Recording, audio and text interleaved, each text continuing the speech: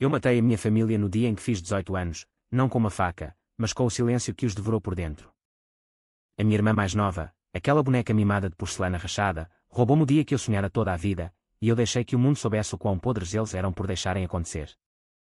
E se eu te disser que a vingança mais doce não é sangue nas mãos, mas ver os teus algozes implorarem pelo teu perdão enquanto tu já estás a anos-luz de distância, livre como o Tejo ao amanhecer? O sol de Lisboa entrava pelas frestas das persianas velhas da cozinha, pintando listras douradas no chão de azulejos gastos, como se o dia tentasse fingir que tudo era normal. Mas nada era.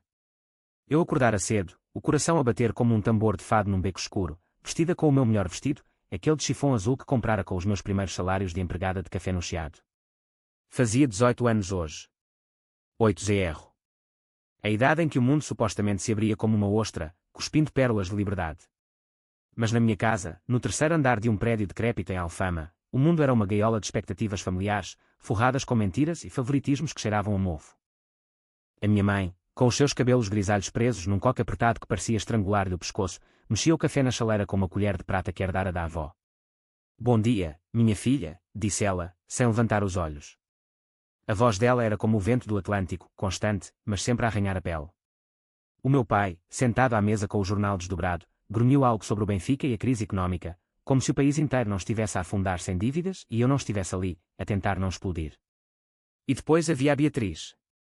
A minha irmã mais nova, com 14 anos e o ego de uma rainha destronada, que entrara na cozinha como se fosse o centro do universo, os caracóis loiros perfeitos balançando como molas de ouro falso. "Mamã, dói-me a barriga outra vez", choramingou ela, encostando-se ao balcão com uma mão na testa dramática, como se estivesse a ensaiar para um papel em novela da TVI. Os olhos dela, azuis como o céu de Sintra num dia de verão, pescavam com aquela inocência calculada que só as crianças mimadas dominam. Eu sabia o que vinha aí. Sabia porque já acontecera uma dúzia de vezes. A Beatriz adoece convenientemente sempre que algo meu se intromete no seu calendário de princesa. O último Natal, por exemplo, ela tivera enxaqueca no preciso momento em que eu ia abrir o meu presente, um colar de prata que a avó deixara para mim. Acabara por ficar na gaveta, esquecido. Eu engoli em seco, forçando um sorriso que me doía os maxilares. "Feliz aniversário para mim, não é?", disse, tentando injetar leveza na voz, como se estivéssemos numa daquelas comédias românticas que passava no cinema São Jorge. A minha mãe virou-se, finalmente, e o seu rosto, marcado por rugas que pareciam mapas de uma vida de sacrifícios não recompensados, suavizou-se por um segundo. "Claro, minha querida. Vamos celebrar. Mas primeiro, vamos ver como a Beatriz está. Ela não dormiu bem esta noite." O meu pai dobrou o jornal com um suspiro, os óculos escorregando-lhe pelo nariz aquilino. Ele era um homem de poucas palavras, um contabilista reformado que passara a vida a equilibrar livros de contas para empresas que o exploravam, e agora equilibrava as emoções de uma casa desequilibrada. "Deixa a miúda em paz, Ana", murmurou ele para mim, como se eu fosse a vilã da história. Ana. O meu nome, curto e afiado como uma navalha, que eles pronunciavam como se fosse uma acusação. Eu, a filha mais velha, a responsável, a que limpava a casa, cozinhava as refeições e engolia os sonhos para que a Beatriz pudesse brilhar.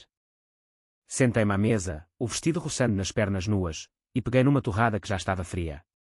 O cheiro de café forte misturava-se com o aroma salgado do mar que subia das ruas empedradas lá embaixo, onde os turistas já começavam a invadir Alfama com as suas câmaras e risadas altas.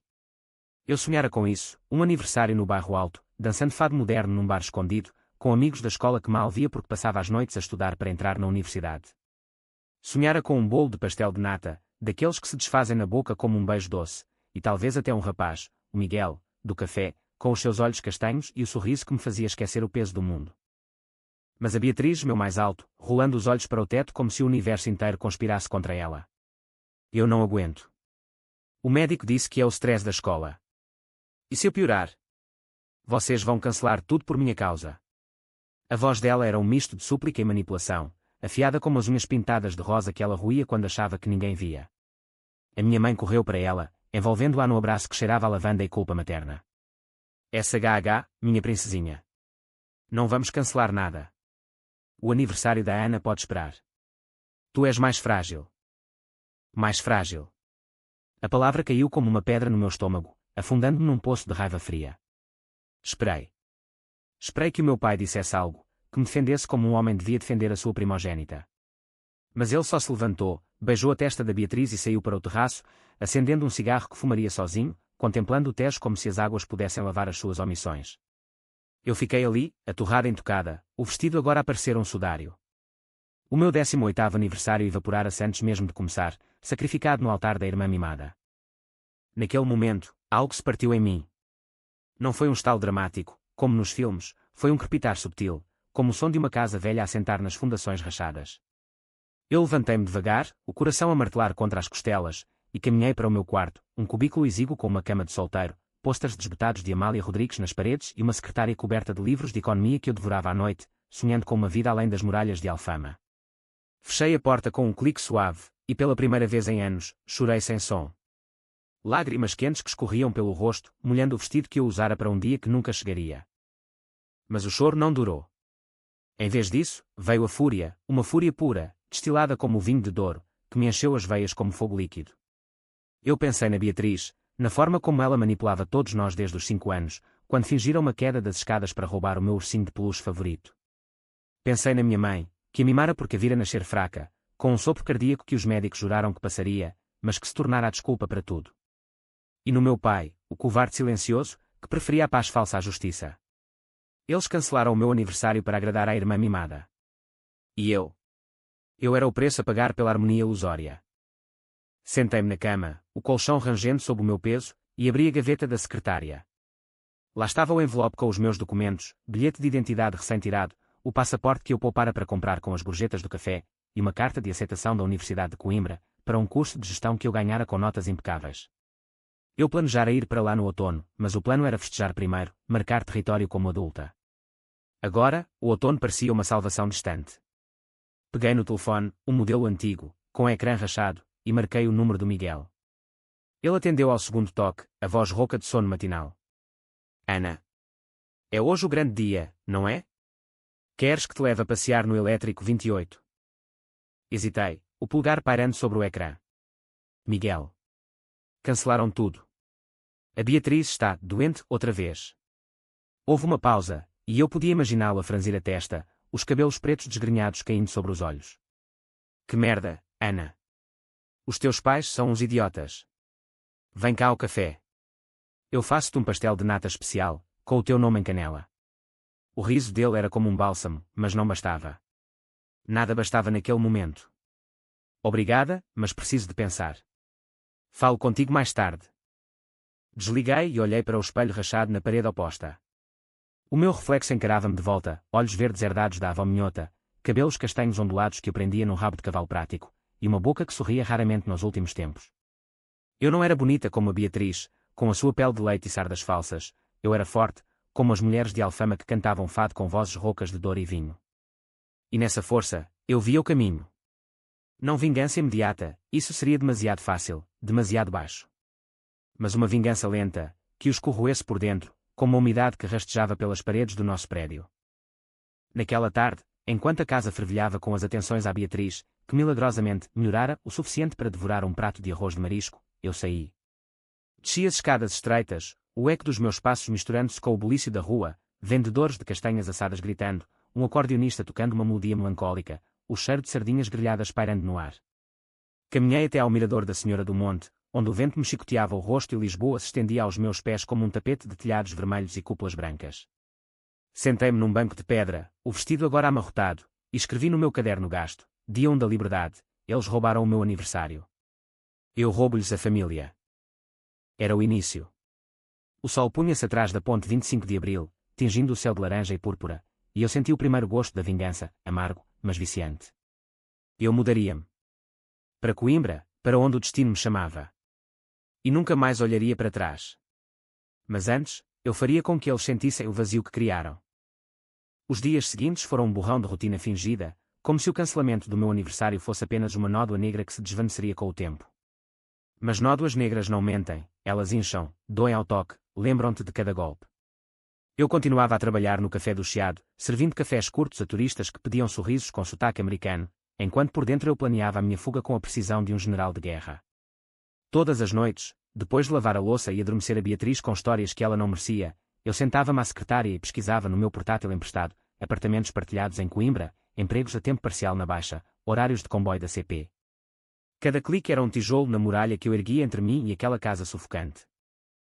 A Beatriz, recuperada como por milagre, voltara à sua rotina de rainha, aulas de balé no Teatro Nacional, onde rodopiava em tutus brancos como se o mundo fosse o seu palco privado, financiado pelos salários exíguos do meu pai e pelas noites extras da minha mãe como costureira.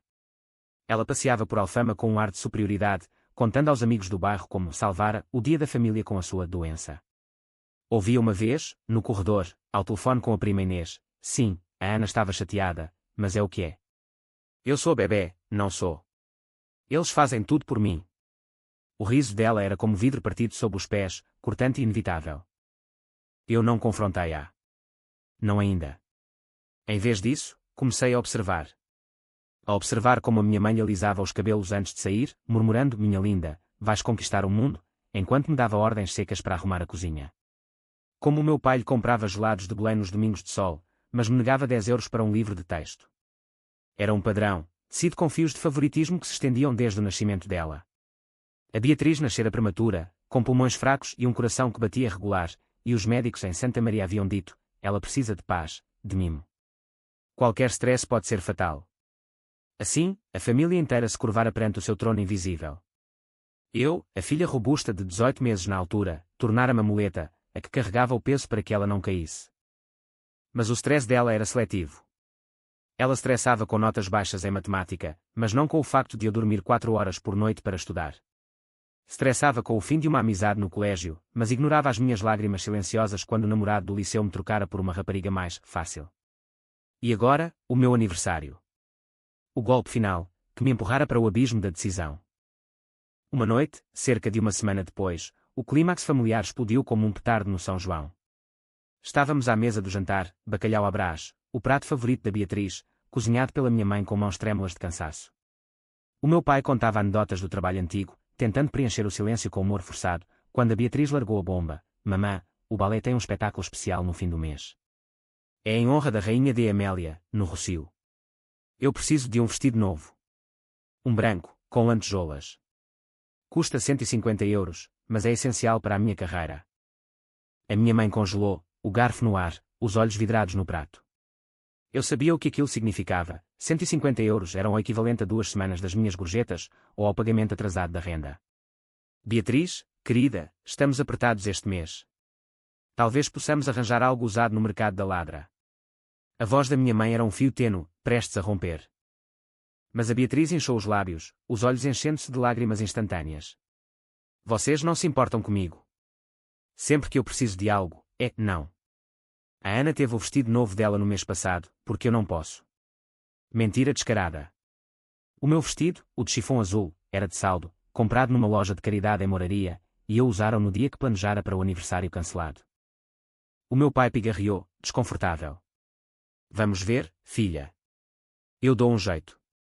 E assim foi. Ele sacou a carteira, contando notas amarrotadas que cheiravam a cigarro e arrependimento, e entregou-lhes. Eu observei, o estômago a revirar-se como o mar em tormenta na costa da Caparica.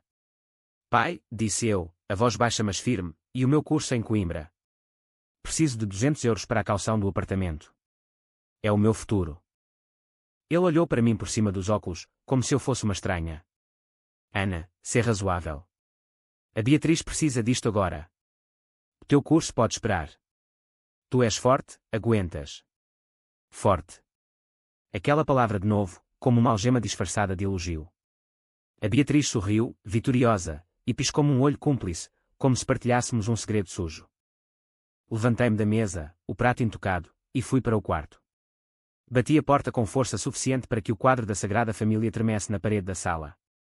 Lá fora, ouvi a minha mãe acalmar a Beatriz: não chores, minha vida. A Ana compreende. Ela é a irmã mais velha, sabe partilhar. Partilhar. Como se o meu sangue, os meus sonhos, fossem bens comuns a distribuir. Naquela noite, não dormi. Em vez disso, escrevi uma carta. Não para eles, ainda não. Para mim. Eles constroem o pedestal dela com os meus ossos. Eu vou desmontá-lo, tijolo por tijolo. Primeiro, saio. Depois, mostro-lhes o que perderam. Dobrada no envelope com os documentos, a carta era o meu juramento. No dia seguinte, marquei o bilhete de comboio para Coimbra. Partida em 2 semanas. O suficiente para arrumar as malas em segredo, para dizer adeus ao Miguel com um beijo que sabia a despedida. Ele soube, claro.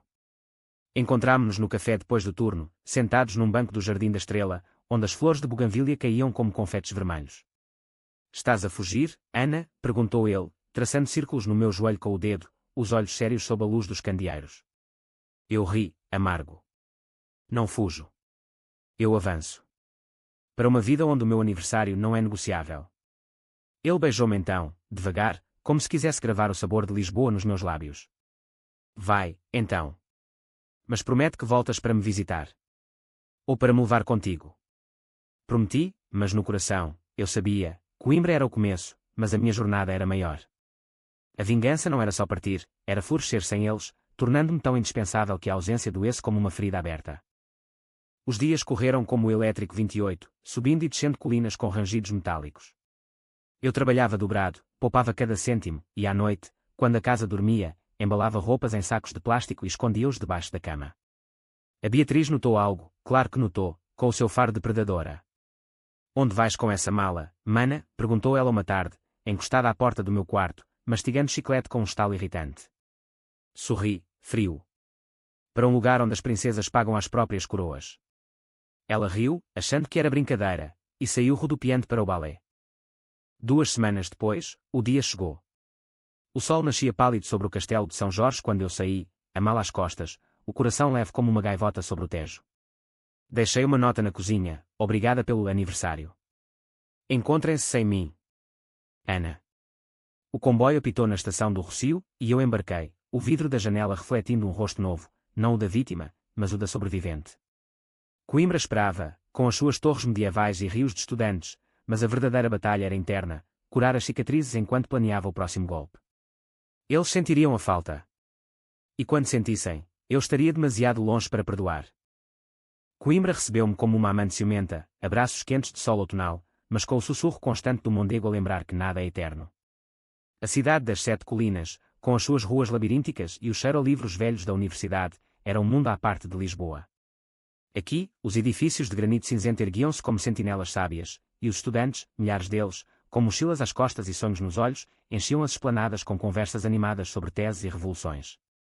Eu alugara um quarto numa residência partilhada perto da Sé Velha, um espaço exíguo com paredes descascadas e uma janela que dava para um pátio onde gatos vadios miavam à noite. Custo, 250 euros por mês, pagos com o meu salário de meio período num bar na Baixa, servindo gin tónicos a rapazes de fato e cervejas a grupos de caloiros. Os primeiros dias foram um turbilhão de adaptação. Acordava às 6, o alarme do telemóvel a ecoar como um grito de guerra, e corria para as aulas de gestão na Faculdade de Economia. O professor, um homem seco chamado Dr. Mendes, com bigode grisalho e óculos de ar dourado, falava de mercados e estratégias como se fossem batalhas épicas. A vingança económica, dizia ele, é a mais subtil. Rouba-lhes o futuro sem derramar sangue. Eu anotava furiosamente, sentindo as palavras como um mantra pessoal. Aqui, eu não era a Ana a muleta, era a Ana a conquistadora, vestida com jeans gastos e uma camisola de lã que comprara em saldo na feira dos livros. Mas a liberdade tem o seu preço, a solidão.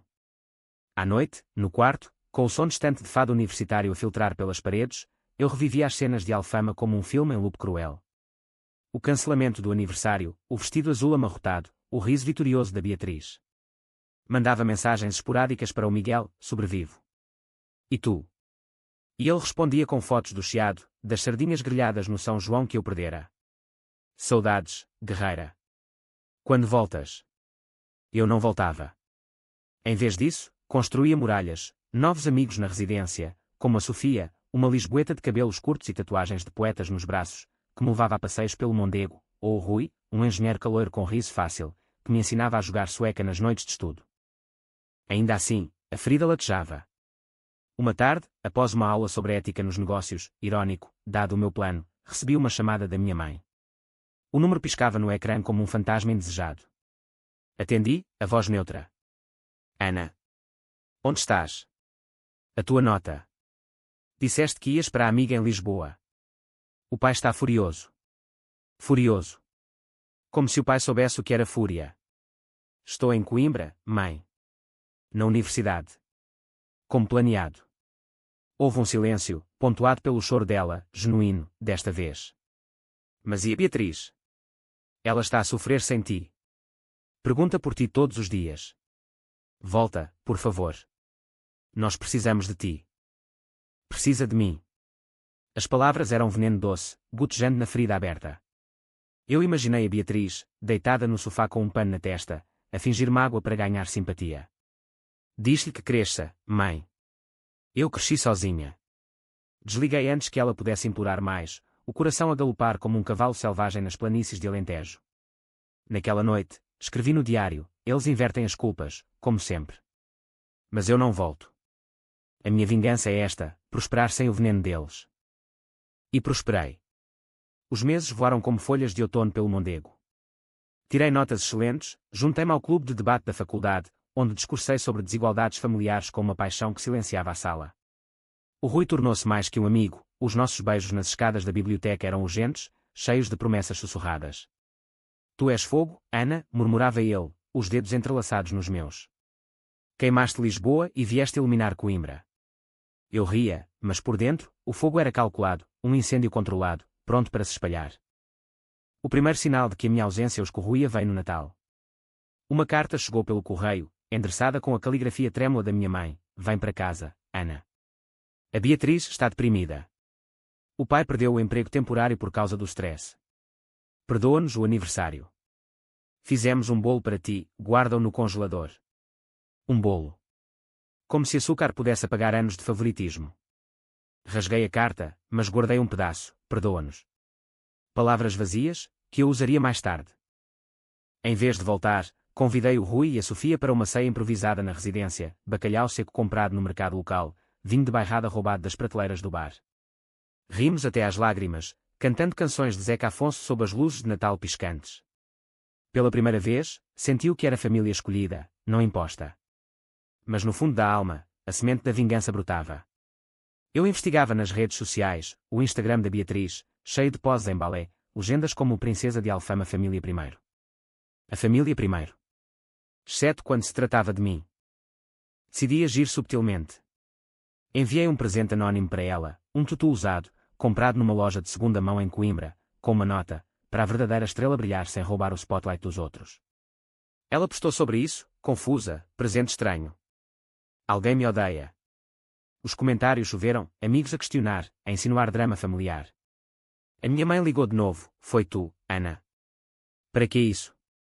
Respondi: serena, não sei do que falas, mãe. Diz à Beatriz para ter cuidado com invejosos.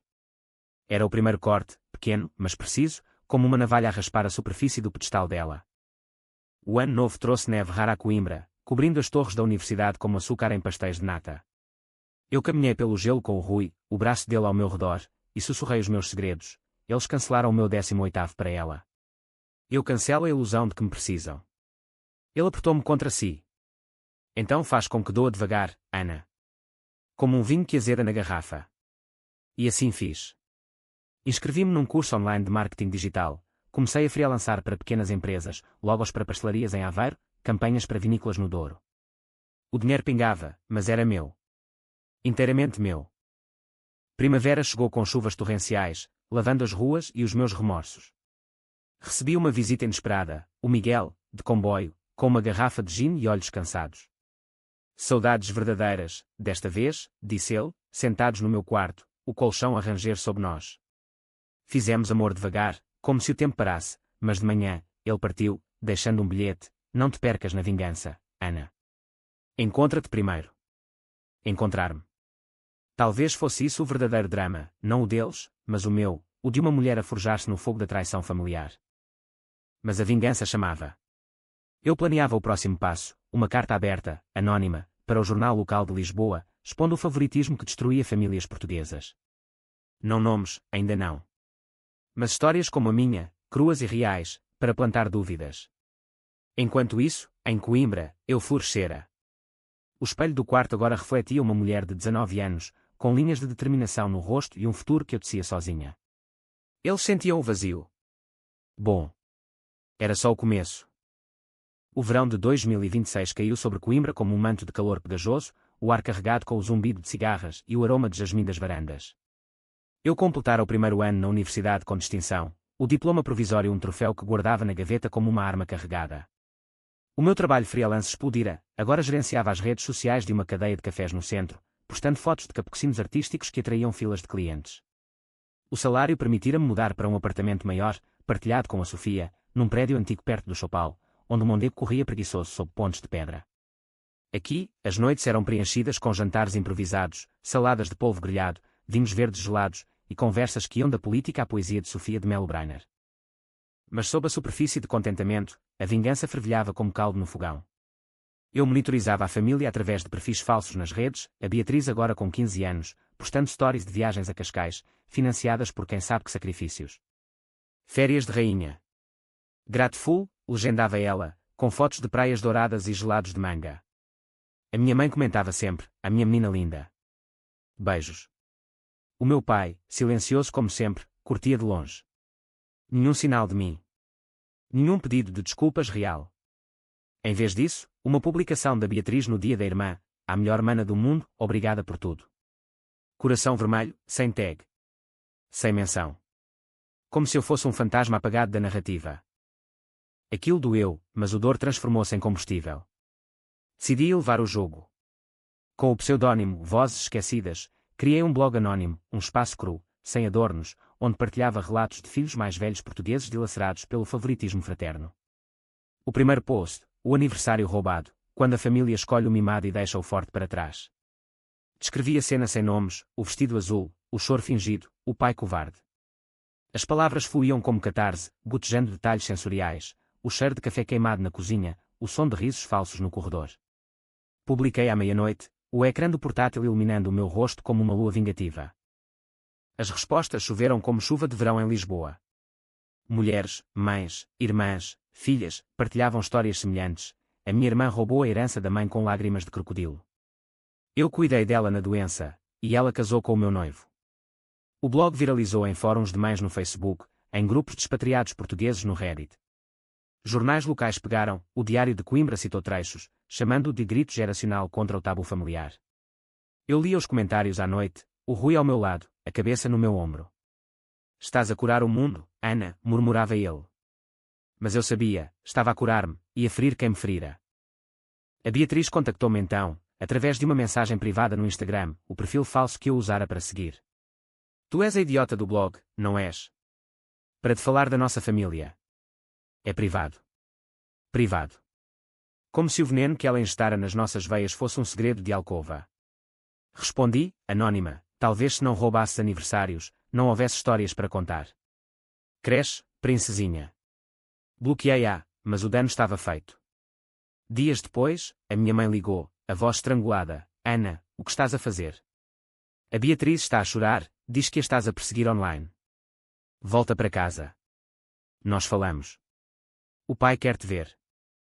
Querer-me ver. Depois de meses de silêncio. Ri, alto e oco, no meio da cozinha onde a Sofia preparava um ensopado de borrego. Diz ao pai para ler o blog. Talvez aprenda a ser homem. Desliguei, mas o tremor nas mãos traiu-me. O Rui encontrou-me no sofá, enrolada num cobertor, e abraçou-me sem palavras. Fizemos amor ali mesmo, urgente e cru, como se o corpo pudesse exorcizar os demónios. Depois, sussurrei, eles estão a rachar. Bom. O outono trouxe o segundo golpe. Eu fora promovida no freelance, agora consultora para uma agência em Porto, viajando de comboio alfa pendular, negociando contratos que me pagavam o equivalente a um ano de rendas em Alfama. Com o dinheiro, comprei o meu primeiro carro usado, um Fiat Panda vermelho, batizado Liberdade, que estacionava orgulhosamente na rua empedrada. Numa viagem a Lisboa para uma reunião, passei por Alfama de propósito. Estacionei no mirador da Senhora do Monte, o mesmo onde planejara a fuga, e observei de binóculos, um truque parvo, mas catártico. A casa parecia menor, as janelas escuras como olhos vazios.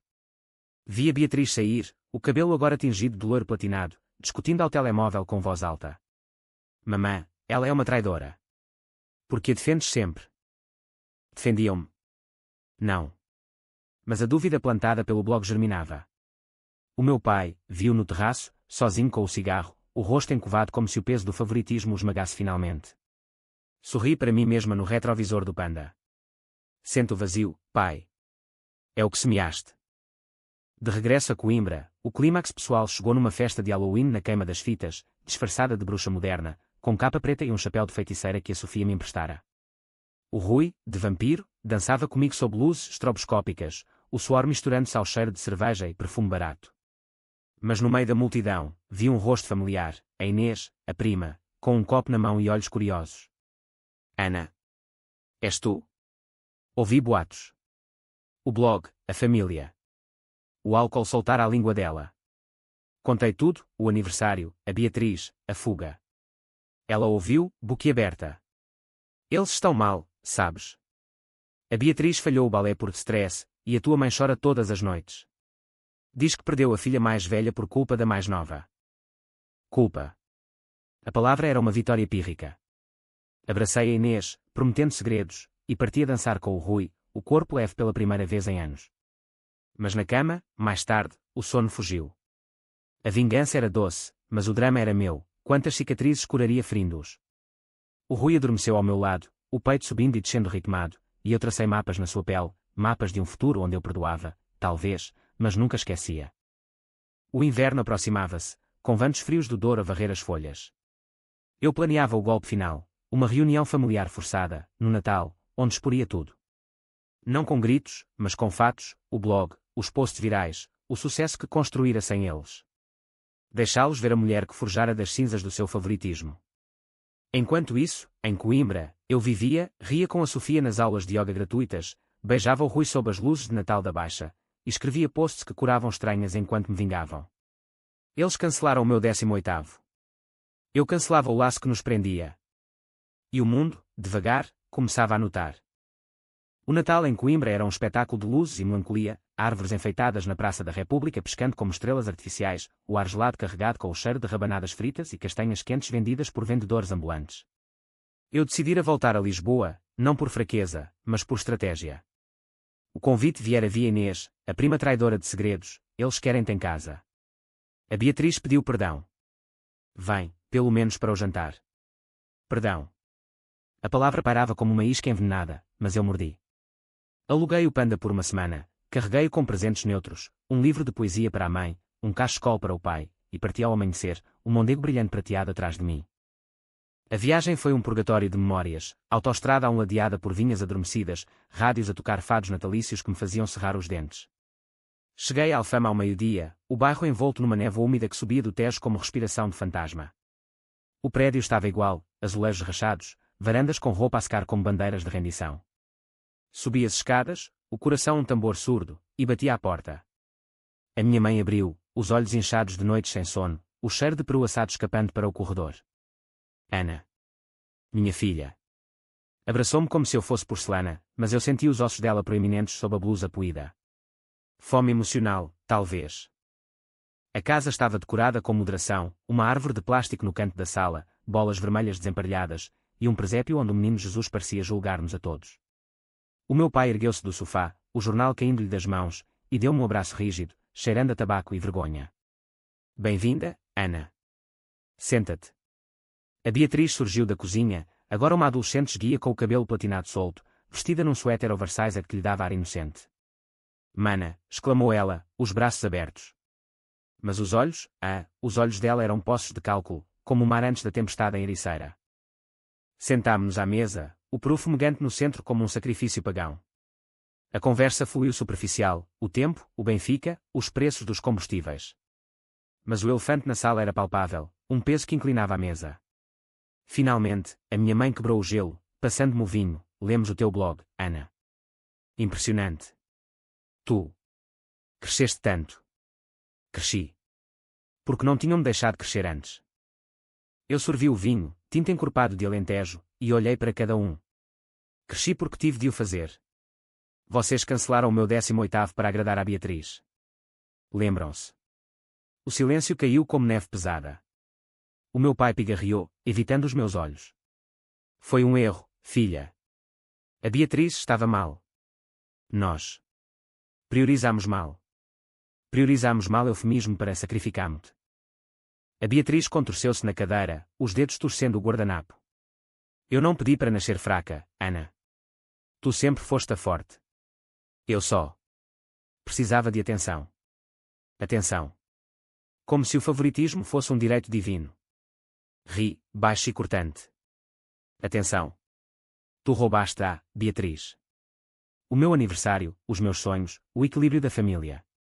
E agora, queres perdão porque o blog te expôs? Porque os teus amigos sussurram sobre a princesa mimada. Ela irrompeu em lágrimas, genuínas. Falsas. Já não importava. Tu odeias-me. Sempre odiaste. Eu tentei ser boa irmã, mas tu partiste e nos deixaste apodrecer. Apodrecer. A ironia era deliciosa. A minha mãe interveio, a mão na de Beatriz. Ana, por favor. Ela está em terapia agora. Por causa de ti. Do stress. Terapia. Financiada por quê? Pelos meus sacrifícios passados. O meu pai falou então, a voz rouca como cascalho. Eu falhei, Ana. Como homem, como pai. Vi o mal, mas calei-me. O emprego que perdi. Foi por beber demasiado, por culpa. Volta. Reconstruímos. Reconstruir. Como se laços partidos se colassem com lágrimas tardias. Eu levantei-me, o copo tilintando na mesa. Não volto para reconstruir o que destruíram. Volto para mostrar-vos o que perderam. Tirei o portátil da mala, pequeno, mas letal, e abri o blog. O post mais recente, a família que cancela aniversários, uma confissão. Com nomes. Detalhes. O vestido azul, o choro fingido, o pai covarde. Milhares de visualizações já. Publiquei hoje. O mundo sabe agora. A vossa harmonia está exposta, como deve ser. O caos explodiu. A Beatriz gritou, atirando o guardanapo, traidores. Tu és a vilã. A mãe soluçou, cobrindo o rosto. O pai ficou imóvel, o rosto cinzento como as muralhas de Óbidos. Eu senti. Alívio. Dor. Uma mistura, como vinho azedo com mel. Isto é a vingança, não por ódio, mas por justiça. Cresçam com ela. Eu cresci sem vocês.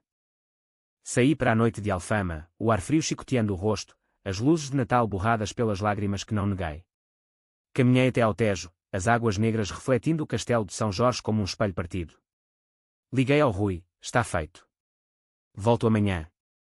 A voz dele era âncora, orgulho em ti, Ana. És livre agora.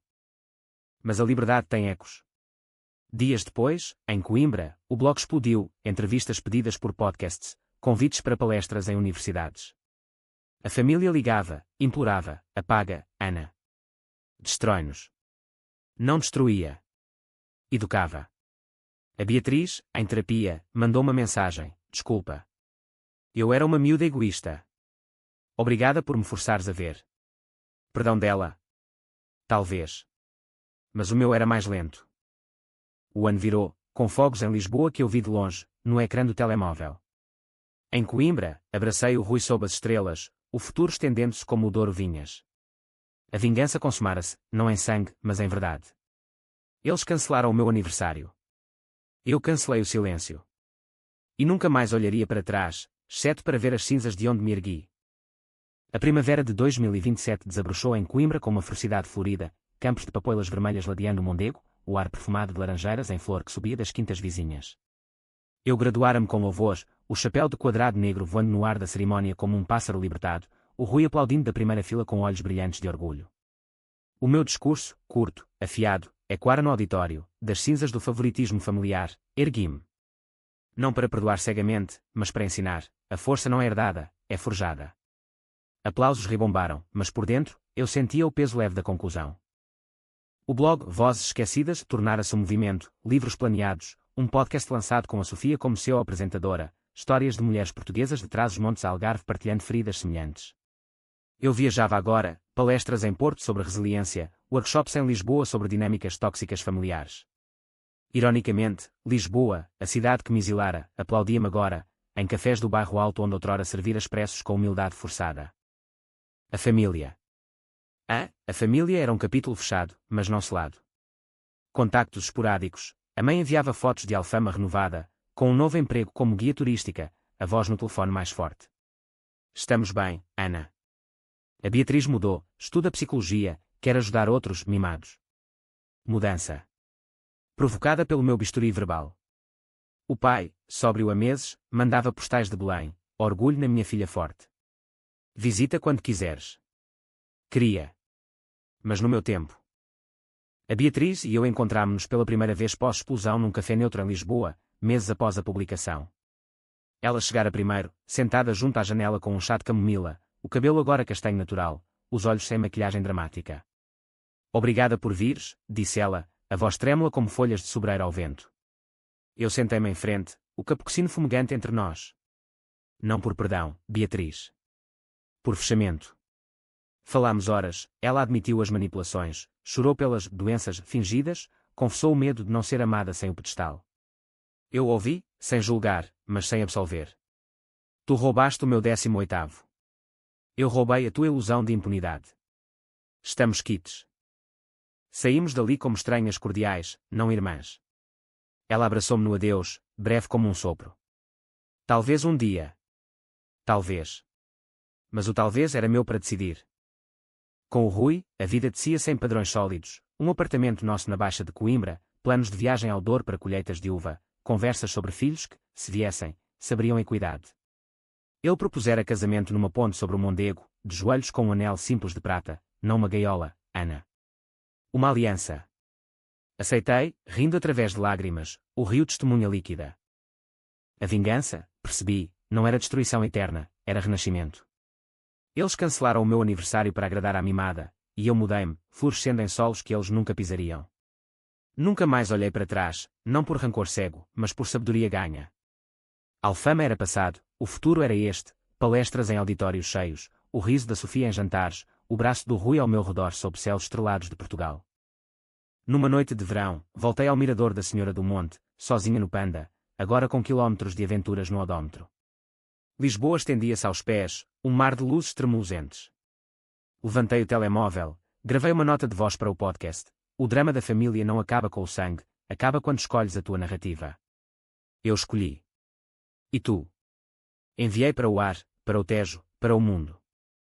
E parti, o motor ronronando suave, de volta à vida que construíra. Livre. Inteira.